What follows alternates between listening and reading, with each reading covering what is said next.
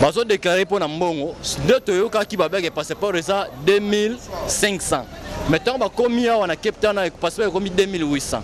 Et soit disant ba mettre na bango bazwa que comme il faut pesa bango 1000 rand to 1500 ya corruption pour kota na kati pour basala yo capter. Sans embâche, incompétence, il y a représentant et président de la République, ambassadeur Fidel Moulaja.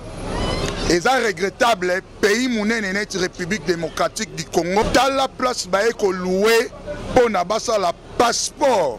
Où ils ont document légal ya mboka, ya État congolais, baye, bazoui un individu, tierce parti, otolobaka third party, nakostanga kombo na ye, bamiyi bibaleki ebele. En tout cas, image oyo ekokoma na ANR ya mboka, ambassadeur Fidel Moulaja. Il faut azala interpeller comment est-ce que la République démocratique du Congo et que qui a engagé un individu, il y a Janis. Mais c'est Janis ou aza petit bitinda. Petit bitinda et ambassadeur na gangela qui est lobby et puis nous en contact ANR à cause de l'image oyo ambassade de République démocratique du Congo et Zali Moponoté. Merci tellement que tant bafongo le site bangomo bakangi so côté na site moyen au remplir formulaire on a jusqu'à nasuka exacté parce que bangomo va bloquer ngo mais so bengi en coulisses. Alors frère, nalina remplir formulaire bo ebise tinanga ba coordonner yemo ko salele ngo a remplir atindelo nini confirmation et tant oye awa logo solo qui déjà na en coulisses ya ko benga en coulisses à condition déjà à salipo aller quelque chose. Batata ba mama bandeko wa bolingo mbote na bino boye malamu na mayangani na politique TV nazali wa bino Patrick Chimanga tata mayangani mwana ya mama Christine Kalanga mpeto leki mbangu na analyse oyo toye pona kosalela bino sur corruption pona kozwa passeport na kati ya Cape Town to Western Cape pambate pona bae bité ambassade ya République démocratique du Congo na Pretoria et de l'équipe équipe na kati ya Western Cape o ezali Cape Town pona koya kosunga ba congolais oyo bavandi awa na Cape Town to na Western Cape baye bazana posa basalisa ba passeport ba renouveler ba passeport ba faciliter bango bazwa ba biloko na bango. Mais ndenge nazolo bana bino boye équipe ambassade ezali awa sur place na terrain mais nungu ezali mingi ba congolais mingi tokei ko tuna mituna pambate bomoni na ba émission na biso eza na mayangani na politique TV ba congolais mingi balobi ete corruption ezali mingi na équipe ambassade balobi équipe ambassade ezo senga bango bambongo ezo senga bango ba 1000 rand ba 500 rand et bango bazali kopesa mbongo wana po ba corrompre balekisa bango liboso ba congolais misusu o bayaki déjà po bazwa ba passeport na banzi bokoki kolanda na ba image oyo tozela kibino pichu agwata bongola mai na mvinyo ba congolais bamela. Merci.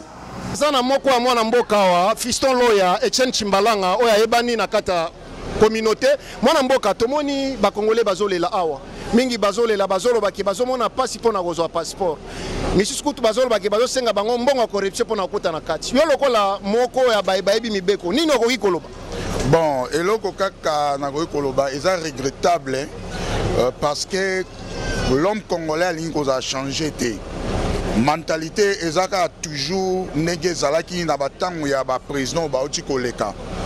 Peuple congolais a souffrir libanda mingi tozwi président oyo ayebi pasi ya diaspora président oyo avanda na libanda ya mboka son excellence Félix Antoine Tshisekedi Tshilombo oyo to soutenir pour akoma lelo na ebonga oyo azali tosali ba propagande tosali nyonso ti lelo tozobunda pona ye mais to regretter na comportement ya batu oyo bazosala sabotage ya pouvoir na ye en commençant na ba responsable politique administratif oyo ya lingi ko continuer toujours ko travailler na bango sans embâche incompétence ya représentant et président de la République ambassadeur Fidel Moulaja. Et ça regrettable pays mounen net République démocratique du Congo oyo to accepta ki mwana ya mboka de père et de mère oyo toza ko soutenir si élection ko za la pété na 2028 dans la place bae ko louer pona basa la passeport oyo ezali document légal ya mboka ya état congolais baye bazwi un individu tierce partie oyo tolobaka third party na kostanga kombo na ye et puis nazosenga ba agent ya ANR monsieur Alexis Mulumba président de la République Félix Antoine Tshisekedi. Kabila a torturé le peuple congolais, Mobutu a torturé le peuple congolais. Yo oye, il fallait qu'il libère le peuple oyo administrativement et politiquement. Mais entourage na yo, ce sont des incompétents, des voleurs. Bâtiment ko bayebi administration te. Faut bien préciser. Baye awa bazui un individu na kombo ya Janis. Image oyo nazozwa yango nazotinda yango na ANR ya mboka.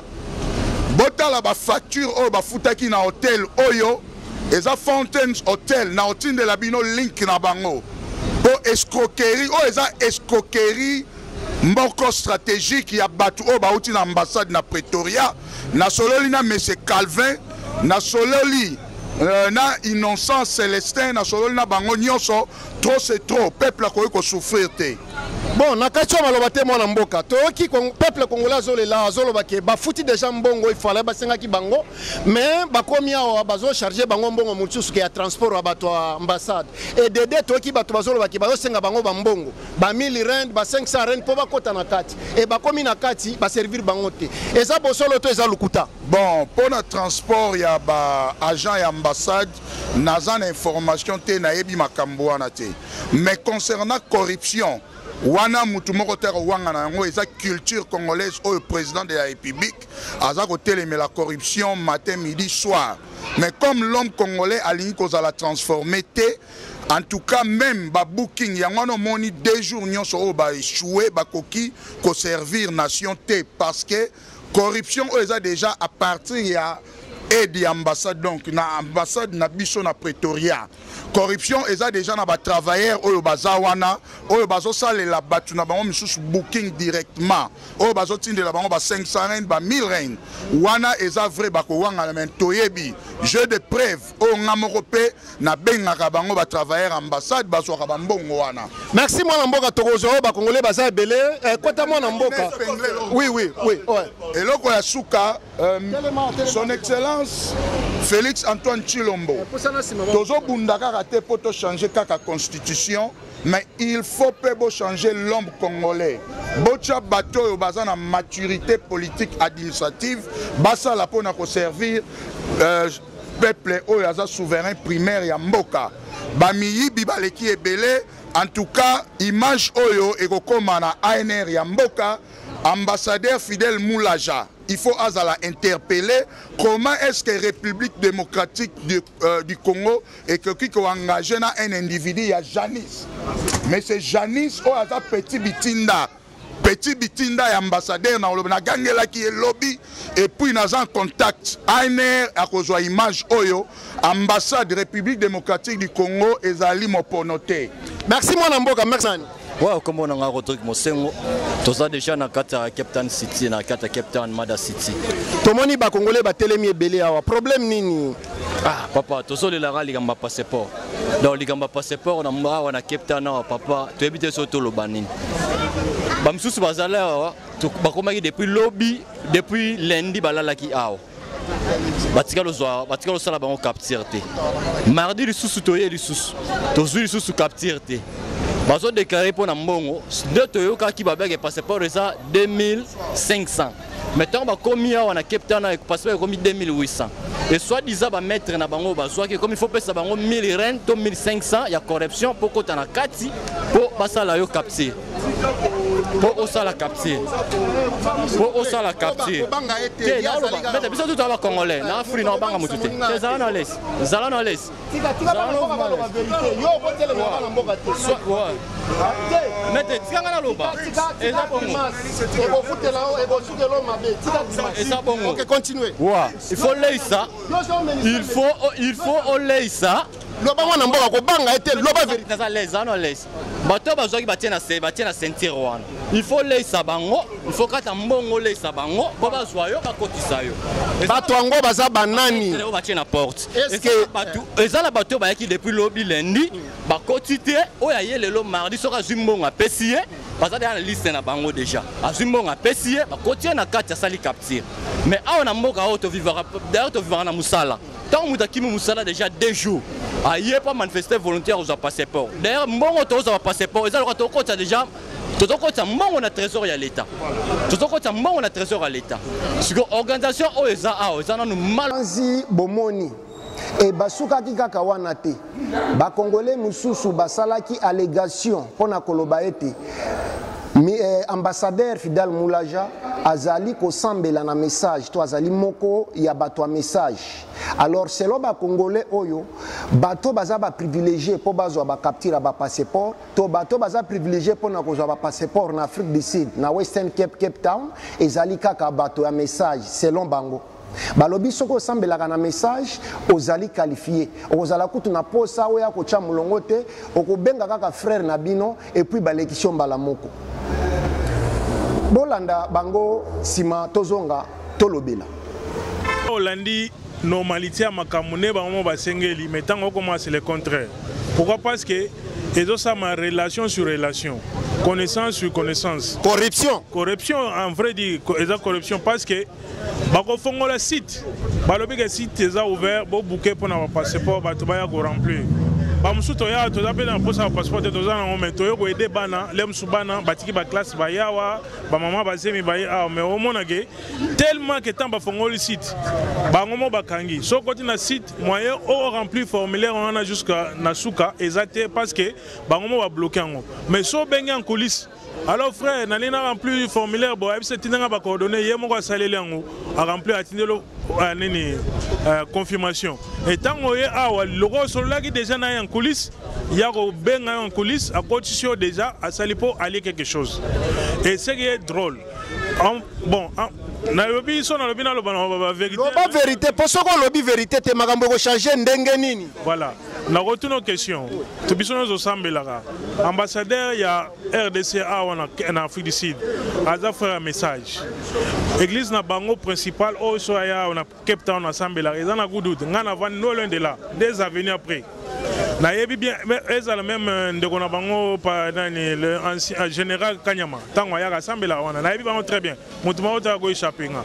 Donc alors ce que taliban musuba yi awa ndeto lobi relation sur relation au mona mususu awa ba benga na bien aimé bango ba message déjà ceux qui osent dire muto église wana so ya awa na mama paso osa déjà favori parce que au mona collègue na bino asala ka na ambassade pour ambassadeur azala ya frère na bino église tango ya ba collègue na bino bo samela ma osa déjà sélectionné osa déjà ceux avant que to ya obenge bango osa déjà mis à part parce que yo allez privilégié. Donc ça te comprendre bien ambassadeur Moulaja azali kosambela na message alors privilège ezaka na bato a message donc ambassade komika ka ya bato a message so congolais azana message te azana droit ya identité te weza droit na exactement ezaba privilège ba pesa na bango et ce que je dis ezaba ba chapato babilo mona loba te tikana loba pona sala plaisir te tant na loba ngana vandi no la église na bango ezana gudu précisément quartier ngana vandi ngona pe nini pasteur na bango eza pasteur nani kombo nani. OK mwana mboka tokozo tamula ite siko soki makambo yo salema nini okoloba na président de la république oyo azalaki moko ba diaspora. Bon, président de la République Azamutu a bien placé Yakotala parce que n'importe qui est ambassadeur pour poser votre question tant qu'on a image. Les ministère des Affaires intérieures, disons, ministère des Affaires étrangères, naïmo président Yarishi Nabaonde, il a interpellé l'ambassadeur pour tourner la question pourquoi biloko ezo salama. Et là on a lobby que madame Nabango église na lo bango wazarti, na lo bango avec précision, na go détailler en du début jusqu'à la fin parce que naza pe na ba preuve voire même na téléphone nga. Merci mingi mwana mboka. Merci. Na banzi bouti koyoka ndenge balobi, bouti koyoka ndenge ba manyoli. Alors biso lokola maison média, biso lokola mayangani na politique TV, ngai lokola journaliste à investigation. Nalandaka information bisika tu ezali ezala na gauche na kolanda ezala na droite na kolanda alors tant tango ba congolais o basali ba allégation ke bazo pesa bato ambassade mbongo bato ambassade bazo senga bango bambongo to ebisi bango est-ce que bokoki ko pesa biso ata moi message te ata moi audio te ata moi preuve moko po to landa bato oyo ata kombo na bango to landa bango to ebisa bango boni boko nyokola bana mboka boni boko monisa bayike pasi o baye pona kozwa ba identité o ezali droit na bango. Mais malheureusement batata ba mama bande kwa bolingo ba congolais nyonso tokutani na bango o bazolo baki ba corrompre o balobi ki bazo corrompre bango mais bazala ki incapable ya ko pesa biso maison média ba kombo ba preuve to ba audio soit ba test. Mais parmi baye babanda koloba ki équipe ambassade eza corrompi moko ya bana mboka na kombo ya Etienne Chimbalanga o ya ebeni mingi na kombo ya Fiston Loya ye atanga ki kombo alobaki Janice Mawika nde petit habitinda ya ambassadeur Fidel Moulaja yende azali na tête ya corruption selon moi na mboka Fiston Loya to Etienne Chimbalanga. Biso lokola maison média tolingai ko vanda kimiate tolobi meno bapesi biso kombo ngo batangi ezali ya Janice Mawika.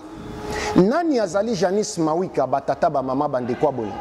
Janice Mawika azali représentant numéro 1 ya ambassade ya République démocratique du Congo na Western Cape to na Cape Town. Pambate pona baebite na kati ya République ya Afrique du Sud République démocratique du Congo azali na consulat to ambassade kaka na Pretoria. Alors ba congolais nyo surtout ba vandi na ba province to na ba intérieur ezala Mpumalanga, Cape Town, Port Elizabeth et Durban bakendaka na Pretoria na capitale pona ko salisa ba passeport na bango.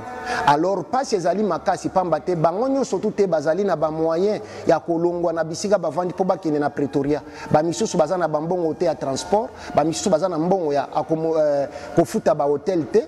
Ndenge tozolo bana bino boye équipe moko ambassade ezali awa. Alors Janice Mawika nde azo représenter équipe ambassade awa na Cape Town to na Western Cape. Soki baye yende akindaka azui basal afuti a organiser et puis apesi communication po bayike baya bazwa ba identité na bango to ba passeport na bango.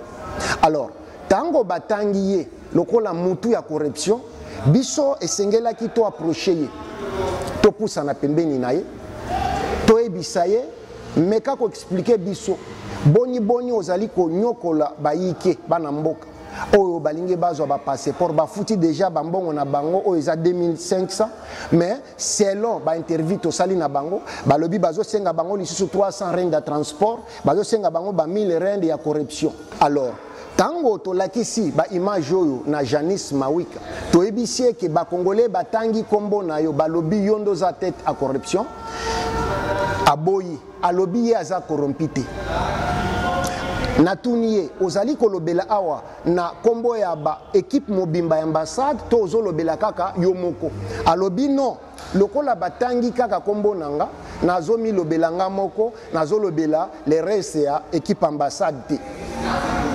Alobi soki batangaka ba kombo ya bato wana mususu ambassade en ce moment là nga kolobela bango mais lokola batangi bango te batangi kaka nga yango nakomi défendre nga moko.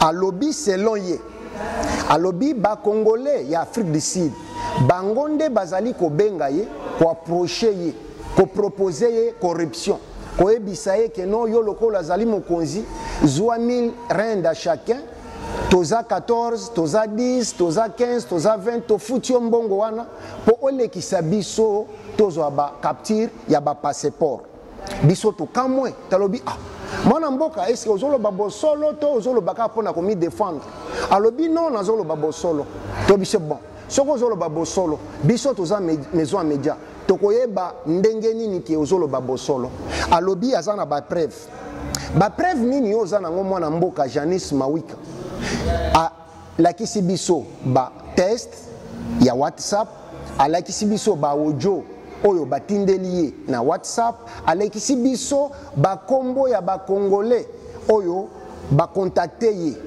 po ba pesa embongo alekisa bango devant ba congolais misusu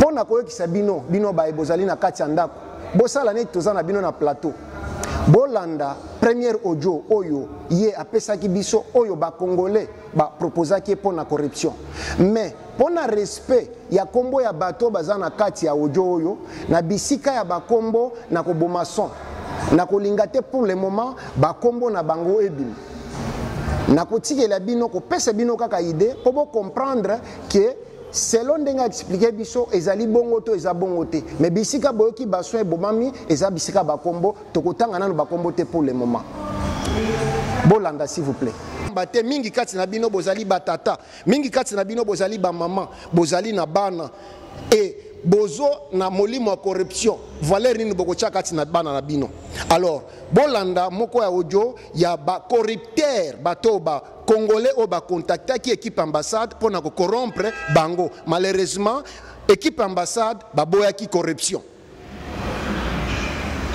nabi ya père la solo ina bango so mona solo na zoiba baebi ce que moi n'ai pas de repos en Aboutou, ce que moi n'ai pas de repos en Aboutou, parce qu'en soi, là il prend mon baron, on a sur la bande de ça. Il y a moyen mon appel, moto aux a, pas baron baron aux en a cap, moto aux en a guette. Dès on est mon avis, comment ça y est bien, pas sans enfant d'ailleurs. Tu peux te demander au monde, tout le monde a n'est qu'à de l'eau, mais bien bien. On se comprend. Baso courant nango so abiki po bango boza na kati po muto oza na porte kombo ile ko bango ba binga batwana. On se comprend. Ndenge bo uti kolanda. Biso pe to kamwe tolobi ah est-ce que o ezali bosolo to ozali kokosa biso to tunie yebisa biso Janice Mawika. Siko tango ba congolais ba contacter yo bout. Yo lokola représentant ya équipe ambassade awa nini oyebisaki bango alobi non na boyaki oboyaki oui na boyaki bo biso to kondima ndenge nini ke yo oboyaki preuve nini ozopesa biso média po to pesa na population po bandimela yo apesi biso ba audio oyo ya répondaki bango sans toutefois tarder bolanda premier audio oyo Janice Mawika a répondaki na bato oyo ba contactaki ye po ba corrompre ye tolanda s'il vous plaît pour na ko faire comprendre bino batata ba mama bande kwa bolingo bozotala biso na ndako ke oyo mwana mboka ayebisaki biso Janice Mawika bien sûr que aza corrompite ye kutu aboyaki corruption tozo ekisabino ba audio oye abanda ko répondre bato oyo pambate biso moko Congo ba congolais toza na molimo corruption tolanda nanu premier audio après avoir bango ko proposer ye po ba corrompre ye tolanda premier audio elongo na bino. Mon cher za in charge te ngana za sécurité ngana za chargé ya passeport ya Cape Town ngana za sécurité na sala na porte te c'est moi qui est in charge. Alors, ma formulaire est belé bien sûr, mais place à accommoder bateau belé zate, parce que tous sont censés à la caca 90 personnes par jour. Vous comprenez? Donc ma formulaire est en haut, mais la machine tous un espace limité, non? Donc on ne saura pas. À moins que nous négocions pour ça jour, comme ça, ça la bateau. Mais l'espace où tout ça, c'est impossible. On travailler avec honnêteté. Moi, nous avons des réservations. Et ça joue pour ça la capture, il faut à ça la capture. Donc, baji wana ya kolongola mutu, ocha mutu musu bape sa ombo ngana sala ngote vraiment désolé. Ngana sala ngote donc je vais pas pénaliser d'autres personnes au babouké. Je n'a pas capture baya ba sala te pour to kweti batu musu vraiment. Monte que eza bien te. Ngana yo so basali biso ngope to ko se pelate, tu vois un peu. Na banzi boyoki premier audio batata ba mama bande kwa bolingo awa ezali biso ba congolais parti na biso ba congolais oyo tovandi na kati ya Western Cape Town ba contacter mwana mboka Janice oyo azali représentant moko ya équipe ya ambassade ya Pretoria na kati ya Western Cape Town balobi na ye ba pesa mbongo ba corrompre ye po alekisa bango apesa bango basala bango ba capture koleka bato oyo babukaki na ndenga normal o bazocha mulongo. Avant na kota na deuxième audio esengeli toloba nanu muki biso moko ba congolais tozana esprit ya corruption kati na biso pona nini tokoki ko changer mentalité oyo te tozali na mboka mupaya South Africa, Afrique du Sud tokoki te koyekola ndenge bango bakosala ezala na Afrique, ezala na Amérique, ezala na Europe, ezala na Océanie, bisika tout peuple congolais azali, bisika tout communauté congolaise ezali, okokuta corruption ezali privilège to ezali numéro 1 na mitu na biso. Soki okei bisika pona kosala eloko okuti bato ebele batie mulongo Congolais akolinga akorompre apesa mbongo po balekisa ye devant batu bayaki. Voilà mentalité tozanango. Et ici ezali groupe ya batu oyo ba contacter mwana mboka oyo Janice Mavika pona ko proposer ye ba corrompre ye ba pesa ye 1000 rand à chacun nazana ba liste belé ba misusu basali liste ba 20 personnes ba misusu 30 personnes 40 personnes. Donc 40 personnes, 1000 rand, ça fait 40 000. 14 personnes, 1000 rand, ça fait 14 000. Ba proposer na mwana mboka Janice Mavika po ete azwa ale kisabango devant baye ba bukaki na nenga normal baye bazozela na nenga normal. Mais mwana mboka selon ba audio tozana ngo awa aboyi. Aebisi bango ke eske biloko bino bozolinga basa tosala baninga. Soki basali bino eske bokondimango. Et preuve bouti koyoka na audio. Oyo ezali preuve ya équipe ambassade et pesi na média ou eza professionnel mayangani na politique TV tozali n'importe quel média te batata ba mama bande kwa bolingo bo se méfier na ba média simandako bozwa ba information na ba média eza professionnel ba journaliste baza professionnel lokola mayangani na politique TV elongo na journaliste d'investigation Patrick Chimanga mwana mama Christine Kalanga tata mayangani yango tozali komanyolela bino aw et tokene na deuxième audio bino baye bo ko contredire to boko boya mayena koloba maison médias allait ko fongama boela nga ba preuve boela nga ba evidence preuve ezola kisake bo pesa kimbongo bo korompaki soit message soit audio na kozonga lisusu ana lombango pona ko manyolela bana mboka ndenge na kosala ngoboy biso tozali église au milieu du village toza pour te toza contre te mais to boinde chantage to boinde manipulation to boinde ko bebisela baninga réputation tolanda deuxième audio. Mais avant de côté deuxième audio na bandeli, yo mutu soki basenga ki mbongo, soki okorompa ki yela biso audio, yela biso message, soit ba proposer ki yo po corrompre, yela biso message, yela biso audio, tokoya awa, toko tanga kombo ya batwango, pe toko dénoncer ango pambate wana ezali ba anti-valeur oyo biso toko telemela. Na koti na deuxième audio batata ba mama bandeko wa bolingo. Mon cher, c'est impossible.